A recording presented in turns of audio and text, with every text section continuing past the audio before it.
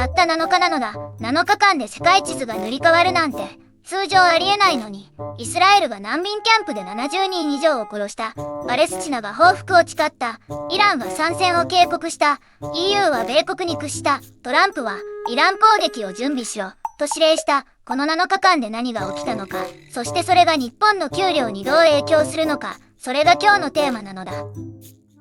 7日で世界が変わるって、具体的には何が起きたんですか？イスラエルとパレスチナ、また戦闘が激化してるんですか？実はこの7日間は3つの爆発が同時に起きたのだ。中東の軍事衝突、 EU の通商危機、そしてトランプの新作戦。個別に見れば難しいけど、この3つが実は全部つながっているのだ。最後には日本人の給料がどう変わるのかが見えてくるはずなのだ。まずは中東なのだ。イスラエル軍がパレスチナ自治区のジェニン難民キャンプを襲撃した。この一撃でパレスチナ人70人以上が殺害されたのだ。ただし、この話には43年の歴史が隠れているのだ。43年前ですか？それって1980年代ですか？何か特別な事件があったんですか？1982年、イスラエルがレバノン侵攻した時、このジェニン難民キャンプで大虐殺が起きたのだ。イスラエル軍とその同盟勢力が約2000人のパレスチナ人を殺害したのだ。その時の報復心が43年間、地下のマグマのように溜まり続けていたのだ。今週の襲撃は、そのマグマが一気に火口から噴き出した瞬間なのだ。43年ですか？私たちが生まれる前の話が今爆発してるんですか？つまり、イスラエルは今この時点で何を狙ってるんですか？イスラエルの戦略は抑止力の強化だと公言しているのだ。でもパレスチナ側から見ると、テロ組織掃討という名目での市民殺害なのだ。この殺害がパレスチナ全土で報復の火種になるのだ。そしてここが重要なのだ。イランが参戦も辞さないと警告を出したのだ。今の状況を日常に例えるなら、隣のクラスの誰かが殴られた。その報復としてまた誰かが殴られる。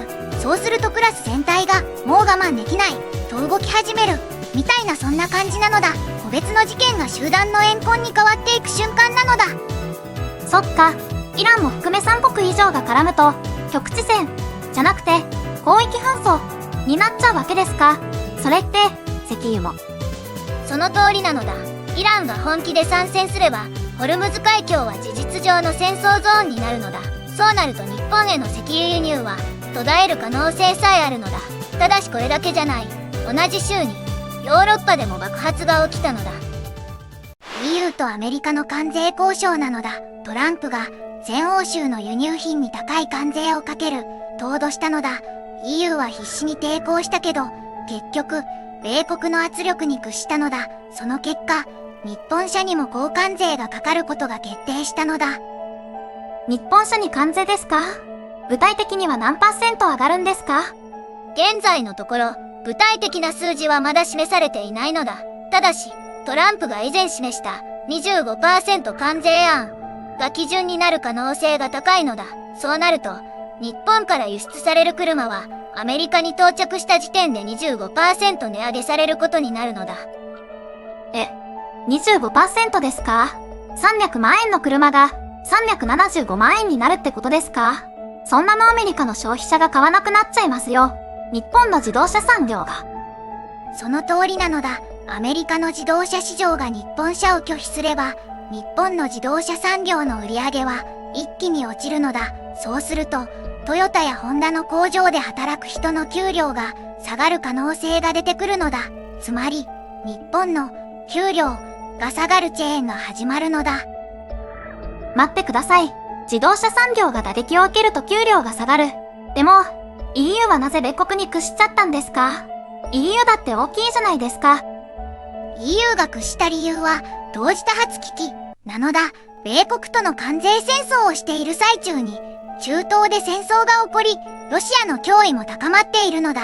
EU は今、経済的にも安全保障的にも追い込まれているのだ。だから米国に、ちょっと譲歩して機嫌を取る、という判断をしたのだ。つまり、EU も日本も、米国の圧力の前では身動きが取れないってことですか？ほぼそういうことなのだ。そして、第3の爆発がここなのだ。トランプが新たにイラン攻撃を準備しろと軍部に指令したのだ。イランが核施設を拡張していることが理由だと言っているのだ。ただしこのタイミングでイラン攻撃が現実化すれば、ホルムズ海峡の石油流通は事実上停止するのだ。イラン報復でサウジアラビアも巻き込まれる。そうなると世界の石油価格は1バレル200ドルを超える可能性さえあるのだ。今100ドル前後だから倍増するってことなのだ。石油が倍になるってことは、ガソリンスタンドの給料を。すべてつながるのだ。中東の戦争、石油危機、ガソリン代上昇、企業経営悪化、給料低下、同時に関税上昇、自動車産業減速、給料低下、さらに労働力不足で時給は上がるけど、物価はそれ以上に上がるのだ。つまり、給料は上がったのに生活は苦しくなる、という地獄のシナリオが始まるかもしれないのだ。つまり、この7日間で起きたことは、日本の生活コストが 30% 上がる可能性なのだ。石油、電気、食料、車、全部が同時に値上がりする道筋が、この7日間で確定に近づいたのだ。ただしね、まだ間に合うのだ。こうなる前に、日本政府が動くかもしれないのだ。キーワードは、多角的な安全保障の構築なのだ。米国一辺倒ではなく、東南アジアやインドとのエネルギーパートナーシップを強化すれば、この危機は避けられるのだ。つまり、まだ希望があるってことですね。米国だけじゃなくて、他の国ともパイプを作っておけば、今みたいな危機でも耐えられるってことですか？そうなのだ。卵を全部一つのカゴに入れるなってやつなのだ。日本は戦後ずっと米国への依存で生き残ってきたけど、これからは複数の大国とのバランス外交が生死を分けるのだ。来週はこのテーマをもっと深掘りするのだ。日本が台湾有事を生き残るための3つの戦略、それが来週のテーマになるのだ。コメント欄でね、あなたはこの危機に備えて何をしてる？って聞いてみたいのだ。給料の一部を外貨で持ってる？それとも現金で備蓄してる？現地の情報をシェアしてほしいのだ。また明日なのだ。